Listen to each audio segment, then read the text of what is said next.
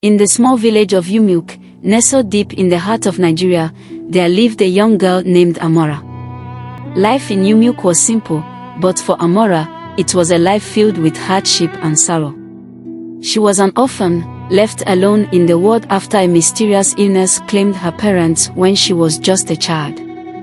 With no one to care for her, she was taken in by her uncle, a stern man named Okoro, and his wife, Neka. Okoro was a wealthy farmer in the village, known for his vast farmlands and numerous livestock. However, his heart was as barren as the dusty fields during the dry season. He saw Amora not as a child to be cared for, but as a burden and a servant. From dawn to dusk, Amora toiled on the farm, her small hands raw from pulling weeds and carrying heavy loads. While other children went to school or played under the shade of the mango trees, Amora was never given such luxuries. She was often seen, thin and frail, bent over in the fields or scrubbing the floor of her uncle's compound. Neka, too, was unkind to Amora. She treated her with disdain, often denying her food and forcing her to sleep on a mat outside, exposed to the cold night air. The villagers noticed but said nothing, for Okoro was powerful, and no one wanted to draw his ire. Despite the harshness of her life, Amora was kind and gentle. She would often sing quietly to herself as she walked, her voice a soft melody carried by the wind. Her songs were her only escape, a brief respite from the cruelty she faced daily.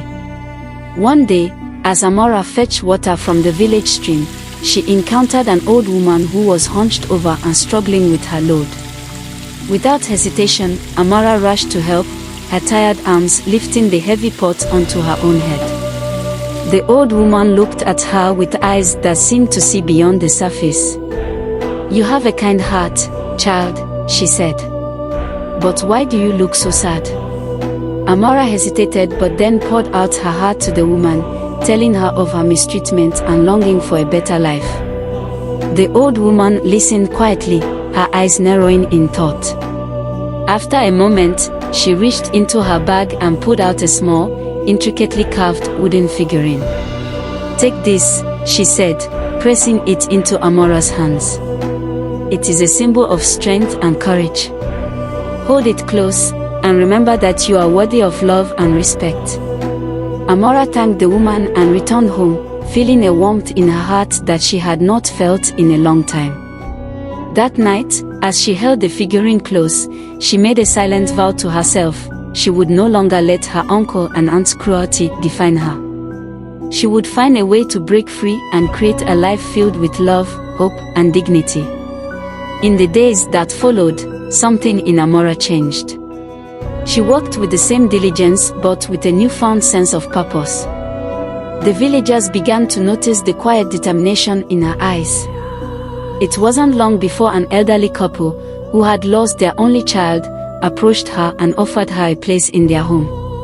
Amora accepted, leaving behind her life of suffering. In her new home, she flourished, finally attending school and finding the love she had longed for.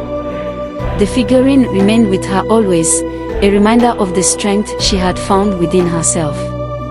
And as she grew older, she became a beacon of hope for others in the village, a living testament to the power of resilience and the possibility of a brighter future.